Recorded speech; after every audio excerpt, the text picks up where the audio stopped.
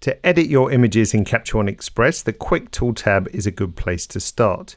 It contains all the tools you need to do good basic adjustments.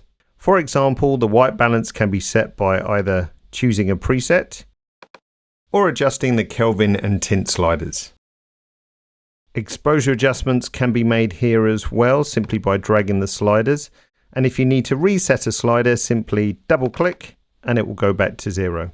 So let's add a little contrast to this image and also some brightness and reduce the saturation a little. To get more detail in your highlights and shadows, you can do so here. So for example, we can lift up our shadows by dragging the shadow slider. The clarity tool is a great way just to give your images some pop as well. The color tool tab contains all the tools for editing color, in particular the color editor. So for example, on this image, I could take the color picker here, click on the color I want to adjust, and adjust the sliders like hue to change the color slightly, lightness to change the density, and saturation too. If you like using styles and presets on your images, you can find these in the Adjustments tool tab.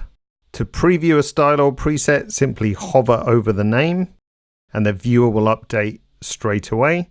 To apply a preset, click once. And to remove it from the image, click once and choose Clear. To crop your images, first choose the Crop Cursor tool. If you'd like a specific aspect ratio, right-click and choose it here. And then click Drag to Crop and adjust. Once you have your preferred crop in place, there's no need to apply it. Choose any other cursor tool and the image will be displayed cropped in the viewer. To zoom in and out of your images, either click on the icons up in the top right-hand corner here to go to 100% or fit screen, or equally you can double click with the pan tool. And the same for zooming back out. To export one or more of your images, for example, I could shift click a selection here, click on the export icon here, choose the destination where to place your images. I'll just pick my pictures folder. Naming can be adjusted below if you wish.